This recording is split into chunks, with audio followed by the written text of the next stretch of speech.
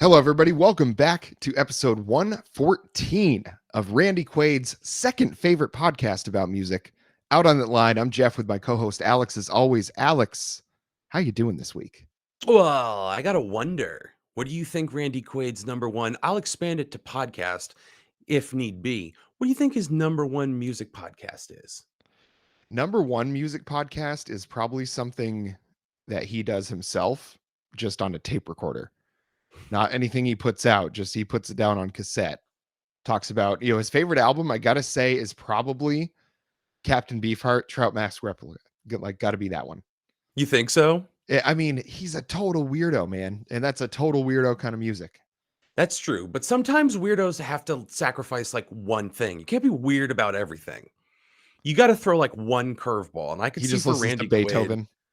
Yes. Liszt, Chopin, you know? You know who I bet he loves?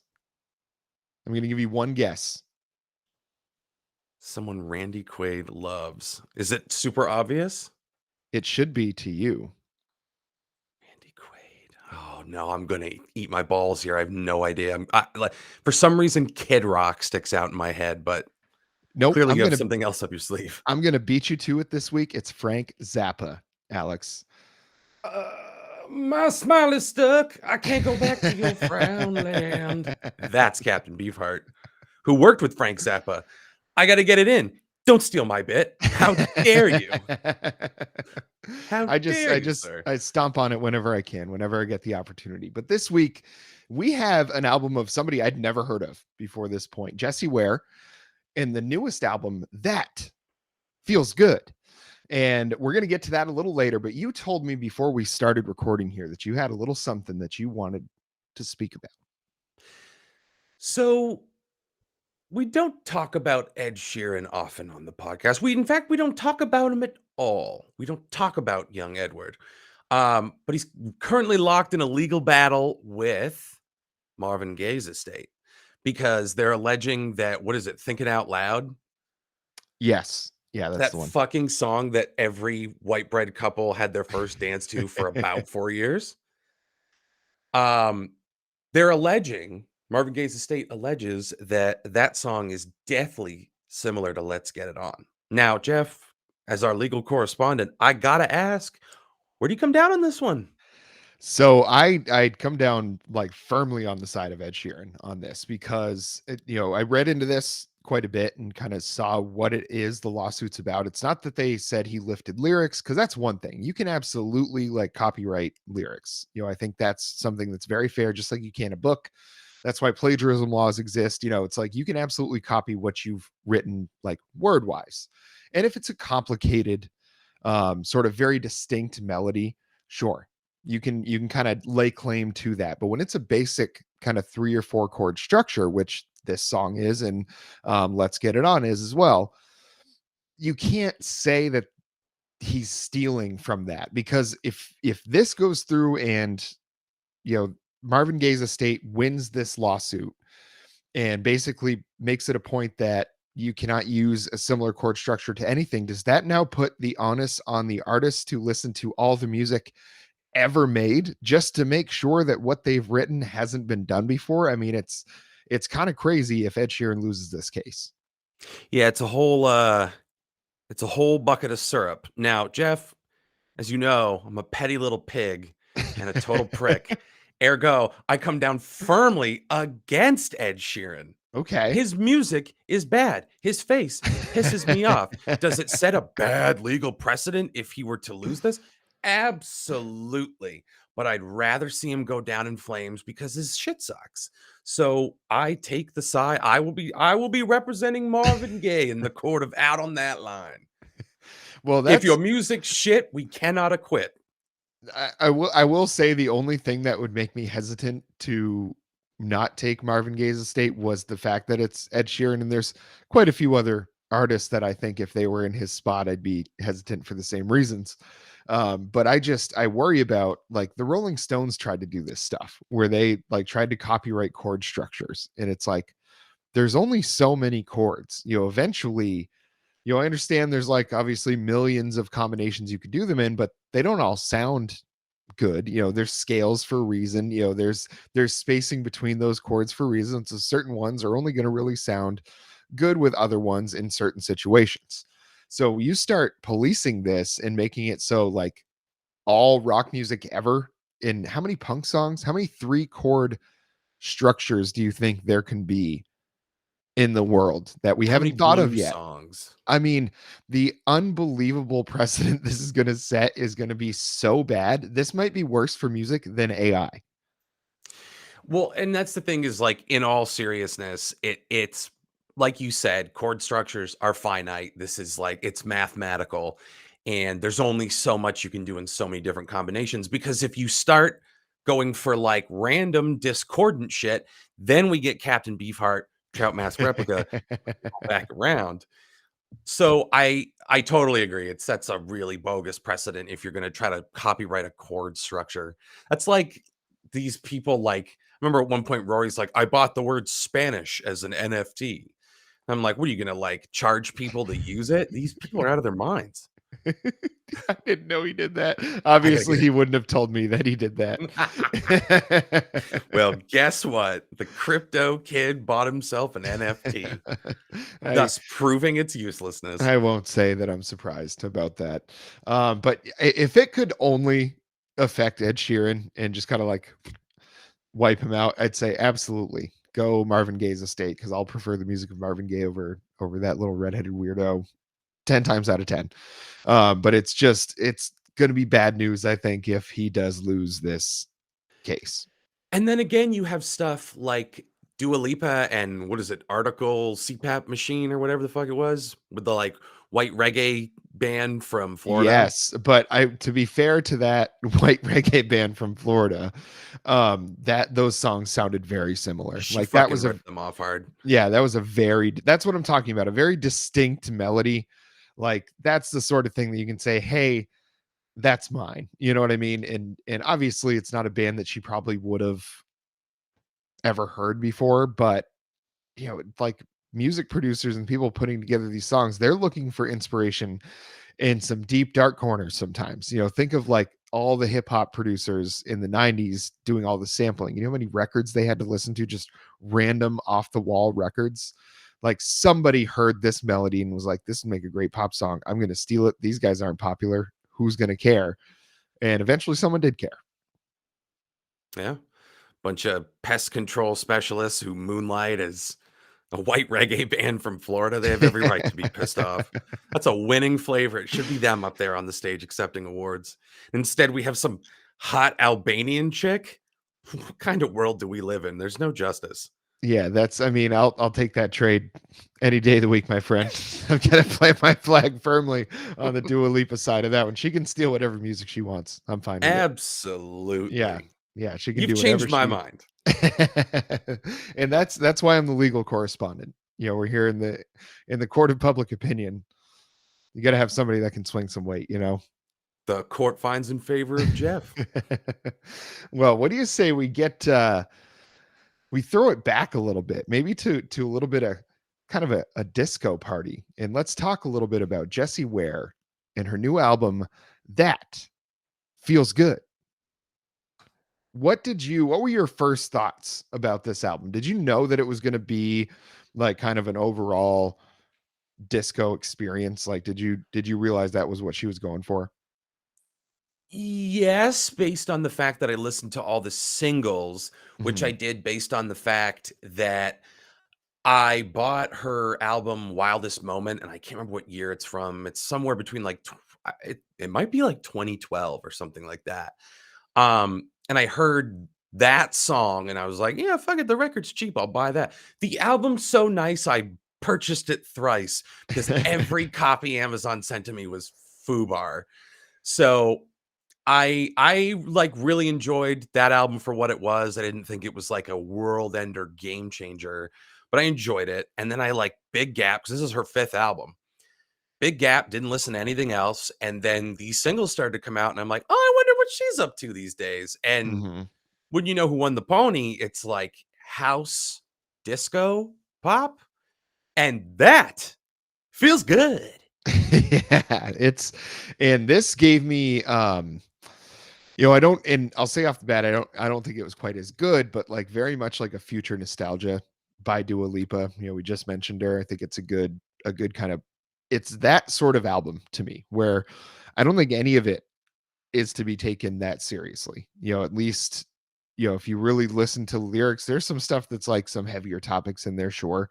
But this album is really, it feels like a release, like more than anything. It feels like you've gone through the dark times and now's the time to like let it rip, and that's, it was kind of the way it was so upbeat all the way through, like that kind of helped and hurt it at the same time to me, because it just, I felt like was very consistent, but it was very consistently the same thing, kind of song after song on this one. And I think if you just put this one on and let it run at like a party, it's going to be awesome.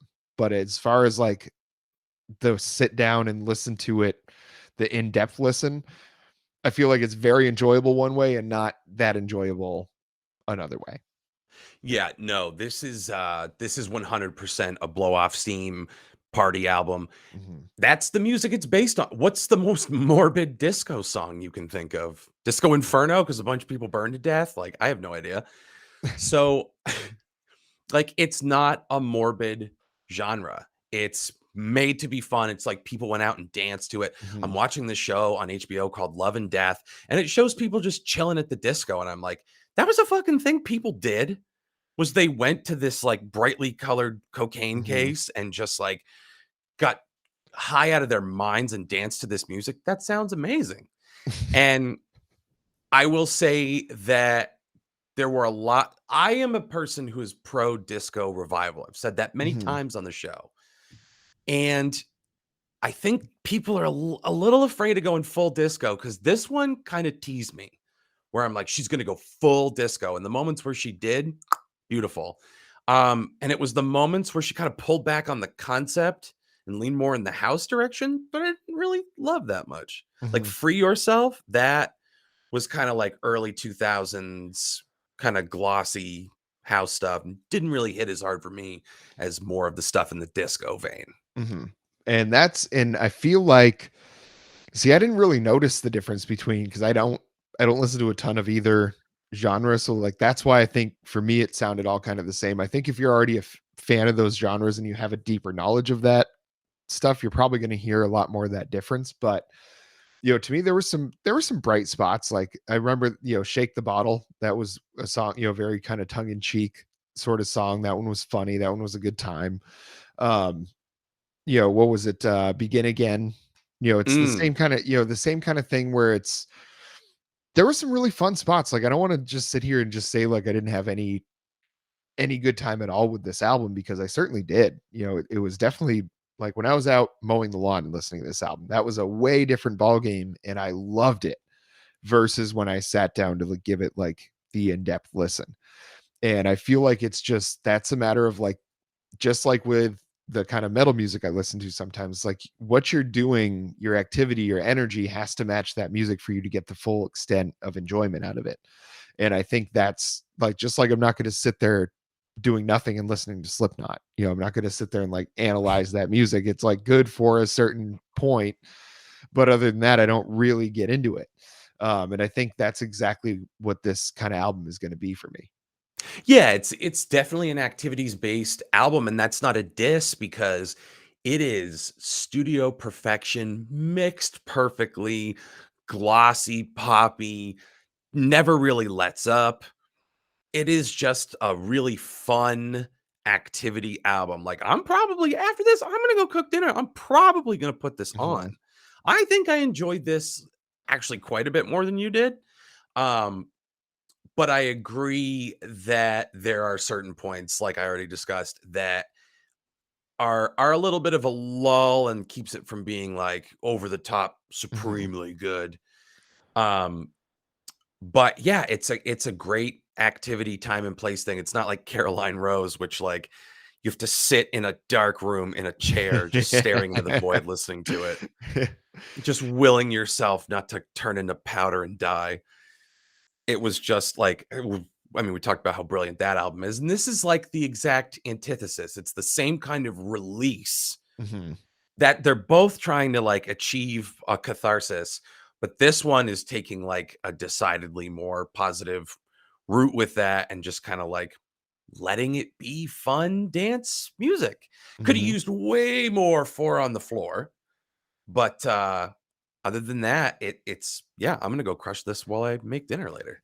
And I think maybe if you kind of brought up a good point that you wished she'd gone more into the disco, that you appreciate people kind of like brushing against the edge a little bit, but you want someone to go fully into it. Maybe that sort of difference would have taken me into the point where I enjoyed it the same way I did like Future Nostalgia. Because it felt like the energy and everything that the albums were trying to give off was like exactly the same. I couldn't help but compare the two, and I think it ended up being kind of unfair. But maybe if this one leaned heavier into that genre of music and disco, then maybe that would have been more interesting for me. Mhm. I think maybe that would have improved it, because I think some of the songs you mentioned you like the most are the same ones that I do, and I think those tend to be more the disco ones. I didn't really think of it that specifically when I was listening through, but it makes sense now. So I gotta ask you, can we agree that Pearls is an earworm? Mhm. Oh Yes. my god, it is just it's like 3 different hooks. It's amazing. She That can and feel the pearls come That's the thing. This gave me very alive. like Silk Sonic vibes too. And it's just the way that there's just those perfect background vocals that just kind of reinforce what they're saying. It's usually kind of a funny part of the song that they do that with too. That's the sort of thing that those are the bright spots for me, when it gives you that you feel like there's a personality there, like they're having a good time so you can have a good time. And they really are trying to make you have a good time. And I think that sort of effort, whether that's something they really were striving to do or just was the chemistry that naturally happened when they were doing that song, you know, that's the difference. If more of the songs on the album could have been like that, could have like really been able to grab you, then this could have been a whole different ball game here. Well, and that's the thing is like I don't need anybody to put I don't need anyone to push disco forward. The whole point is you're going backwards. Mhm. Silk Sonic is not trying to like further funk and Motown and this like disco edging that they like to brush against. But like go full disco. That's what I want. That's what I came for. And Pearls is a time machine. You could tell me that was like a cover of Donna Summer Mhm. and I would absolutely believe you. I'd have no problem believing you, which is not to say like, oh, her shit sounds like someone else's. But again, at the beginning of the episode with Ed Sheeran, we talk about how there's only so many chord progressions, so many patterns, so many Mhm. ways to do this thing. And I think she locked in the case of Pearls to like a very specific sound and stuck the landing, pulled it off flawlessly. Clear highlight of the album to me. Um, Begin Again, also great for different Mhm. reasons. And yeah, Free Yourself tried and just never really got off the ground for me. It was too repetitive. But those were the three singles. So those were the things I was kind of listening to along the way. And the rest of the album is just I this is gonna sound like faint and damning praise, but I think you'll agree. The rest of it was like indistinguishable, but in a good way. Kind of Yes. like how Renaissance went for me, which was like Break My Soul is the only thing I can list by name. Everything else just kind Mhm. of ran together to me because the concept lends itself to something like that. And I think that's exactly the feeling that I had, because there was a couple songs that, when I was looking through the list of the songs, I was like, oh, these couple are the ones that I remember hearing and loving. And then the rest of them, I had to like really kind of struggle to think about what those songs were. Like each time when I was like really sitting down to go through and figure out kind of what I wanted to talk about specifically. So I think, and that's I think the consensus that we're getting on this album from all the reviews as well, is that everybody's like, there's some great spots on this album. Like there's some really, really strong points here. But overall, the parts that aren't those really strong points just kind of bleed together.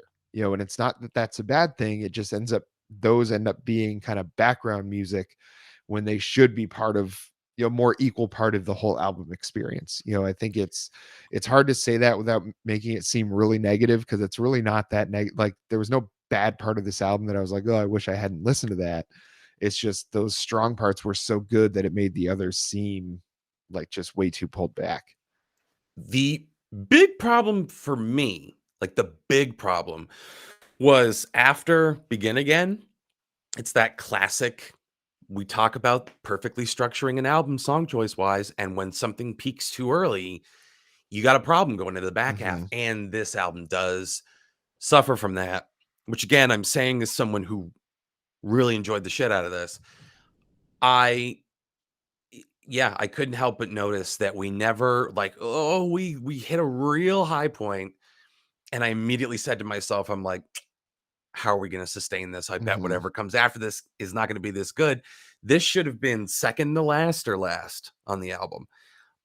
So that was a little oopsie, a little Hmm. stumble for me, but small potatoes in the grand scheme of things, because again, treating it as like an entity punctuated by a couple really great songs, I'm happy with. It's fine.